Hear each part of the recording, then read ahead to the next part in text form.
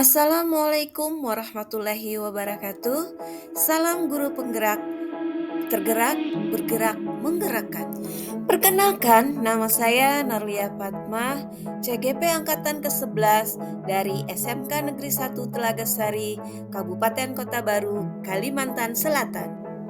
Kali ini saya akan berbagi tentang kesimpulan refleksi pemikiran Ki Hajar Dewantara.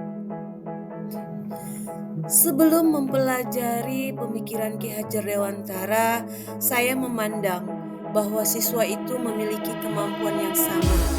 Siswa belum memiliki pengetahuan awal, sehingga hanya guru sebagai pusat informasi yang menyebabkan teacher center. Hasil belajar siswa saya nilai dengan angka melalui proses penilaian akhir dan KKM sebagai penentu keberhasilan belajarnya. Sehingga setiap mengajar, target materi harus sampai tuntas. Saya hanya fokus memberikan materi agar siswa mencapai kompetensi yang telah distandarisasi tanpa memperhatikan apa yang diinginkan siswa dalam pembelajaran. Hasilnya, siswa merasa terbebani dan terpaksa belajar, menjadi tidak terbuka untuk menyampaikan perasaannya dalam belajar. Kesimpulan dari pemikiran Ki Hajar Dewantara bahwa pendidikan itu yang pertama adalah menuntun. Di sini menuntun segala kodrat yang ada pada anak-anak agar mereka mencapai keselamatan dan kebahagiaan sebagai manusia dan anggota masyarakat.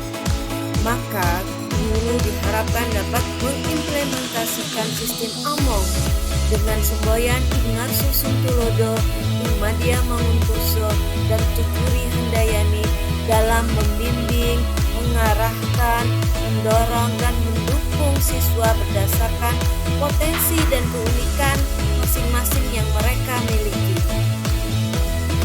Yang kedua, pendidikan memandang anak sesuai kodratnya, yaitu pendidikan menghargai potensi dan karakter unik setiap anak.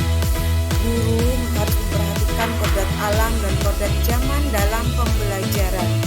Kodrat alam itu sendiri adalah tempat di mana siswa itu berada, yaitu lingkungan alam, budaya, atau kondisi lainnya. Dan juga berhubungan dengan karakter anak itu sendiri, seperti sifat bertanggung jawab, rajin, jujur, dan lain sebagainya. Sedangkan kodrat zaman itu diartikan sebagai perubahan yang terjadi dari waktu ke waktu, sehingga dalam pendidikan kita perlu memberikan keterampilan yang harus mereka kuasai sesuai dengan perkembangan zaman. Yang ketiga, pendidikan yang berpihak pada anak, di mana di sini pendidikan itu menghargai, mengutamakan kepentingan anak, kebutuhan dan potensi setiap anak.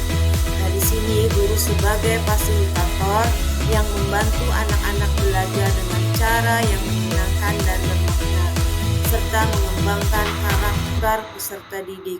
Di sini guru secara ikhlas dan cinta kasih untuk mendidik anak-anak dengan baik.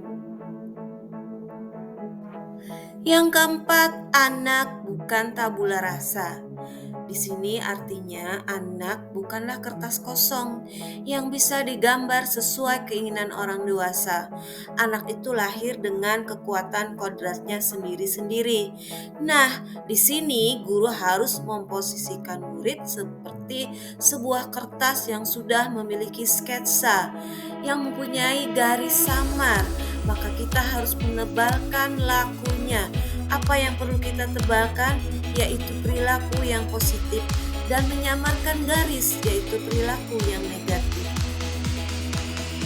Yang kelima, budi pekerti. Budi pekerti atau karakter merupakan perpaduan harmonis antara pikiran, perasaan, dan kehendak. Di sini, guru senantiasa memberikan teladan yang baik dalam mengembangkan dan membentuk budi pekerti siswa yang luhur di lingkungan sekolah. Menurut Ki Hajar Dewantara bahwa pendidikan itu adalah penanaman benih-benih kebudayaan.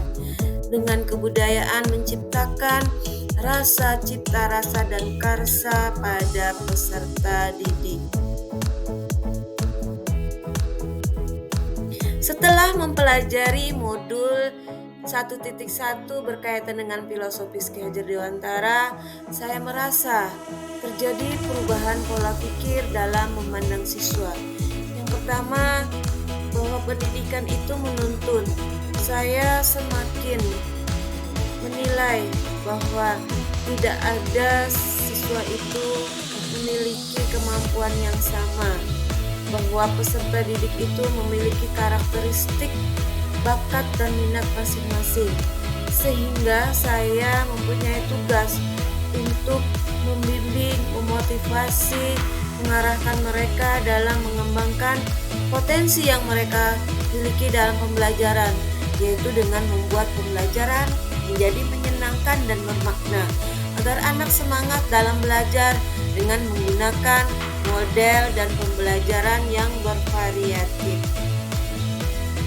Selanjutnya, pendidikan memperhatikan kodrat anak, di mana kodrat anak itu memiliki potensi, keunikan, dan karakteristik masing-masing. Maka pembelajaran yang digunakan adalah pembelajaran yang berdiferensiasi untuk mengakomodir perbedaan karakteristik mereka tersebut, di mana kita juga mempersiapkan anak-anak agar memiliki keterampilan yang relevan dengan perkembangan zaman, yaitu dengan cara mengintegrasikan teknologi dalam proses pembelajaran untuk memperkaya pengalaman belajar dan membuatnya lebih interaktif dan menarik, seperti penggunaan alat-alat digital smartphone. Selain itu, penanaman budi pekerti dalam pembelajaran oleh seorang guru memainkan peranan yang penting dalam pembentukan karakter dan moral anak, menjadikan diri sebagai contoh teladan dengan menunjukkan akhlak yang baik, kesopanan, dan nilai-nilai murni dalam setiap interaksi antara guru dengan anak.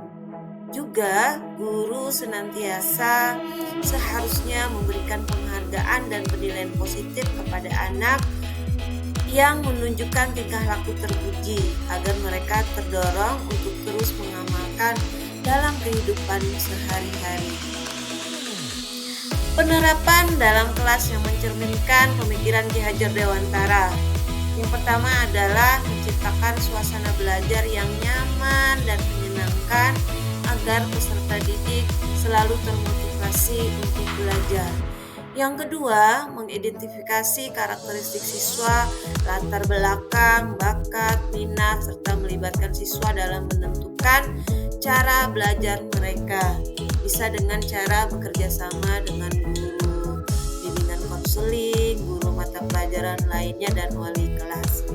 Kemudian juga memberikan pembelajaran kontekstual, di mana materi yang diajarkan harus relevan dengan kehidupan sehari-hari siswa agar pembelajaran mereka bermakna.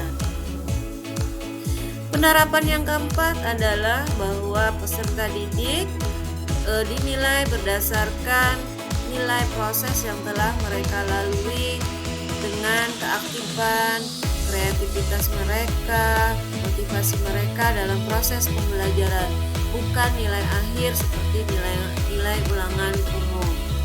Yang kelima adalah melakukan pembelajaran berbasis proyek untuk mengembangkan keterampilan berpikir kritis dan kreatif siswa. Di sini juga ada kegiatan untuk berkolaborasi, bekerja sama dengan siswa lainnya. Yang keenam adalah selalu melakukan pembiasaan penanaman budi pekerti dan menjadi teladan bagi siswa, seperti dengan membiasakan berdoa sebelum belajar, mencium tangan, selalu sapa, senyum, membuang sampah pada tempatnya, dan lain sebagainya sebagai pembentukan karakter dan kepribadian pada siswa. Demikianlah kesimpulan dan refleksi modul 1.1 Pemikiran Ki Hajar Dewantara. Menambahkan cahaya ke dalam kegelapan, muncul seperti mantra yang mempesona, mengisyaratkan petunjuk-petunjuk yang tersembunyi di dalamnya. Terima kasih. Wassalamualaikum warahmatullahi wabarakatuh. Salam guru penggerak.